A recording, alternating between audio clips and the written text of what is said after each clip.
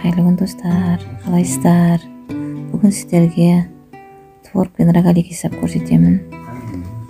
Бір жасағаннан шығатын өте дәмді рогалики. Егер де менің каналдағы рецепттерім ұнап жатса, каналға тіркеліп, коммент жазып, қоңырау басуды ұмытпаңыздар. Достар, жасап көріңіздер. Қазір пісірген рогаликиmin ішін үзіп көрсетемін.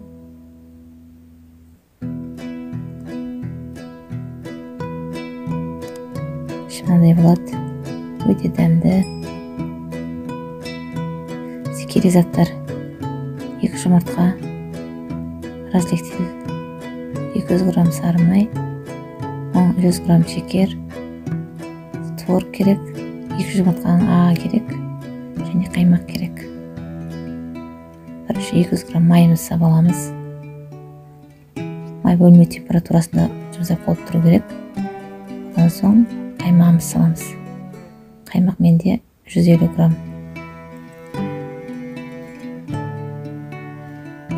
Шекер саламыз 100 грамм. 2 жұмыртқаны жарып салдым. Жақсылап араластырамыз.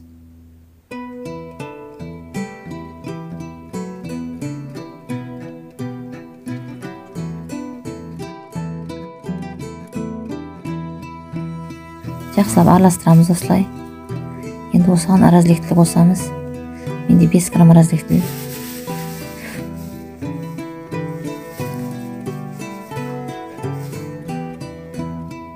Алдын ала електен өткізілген ұнымызды қосамыз.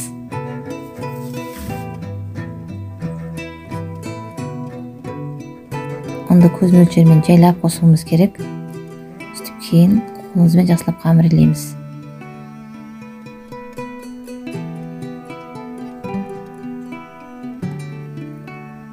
Қолымызбен илеп аламыз.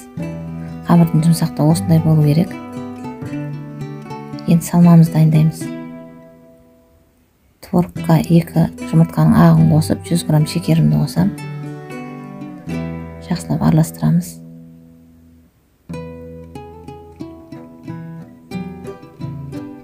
Оған 3 ас қасық крахмал қосамыз. Творогты айтуды ұмытып кетіп бара жатырмын. Творог менде 500 грамм. Енді тестамызды осылай жайып аламыз. Жайғаннан кейін осындай бөліктерге бөлеміз. Ішіне творог салып, осылай творог шығып кетпеу үшін қаттырақ тозақтың көмегімен басып орайтын боламыз. Бәрін солай орап шығамыз.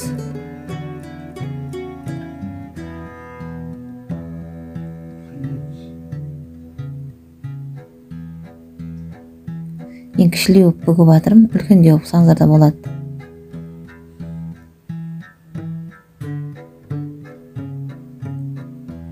Осылай табамызға қойып аламыз бәрін. Бетіне жұмыртқаның сарысын жағып шығамыз.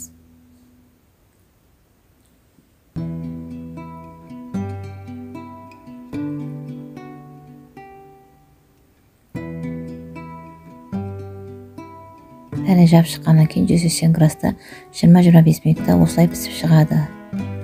Мінекей рогаликіміз пісті, қып-қызыл, иісі деген керемет.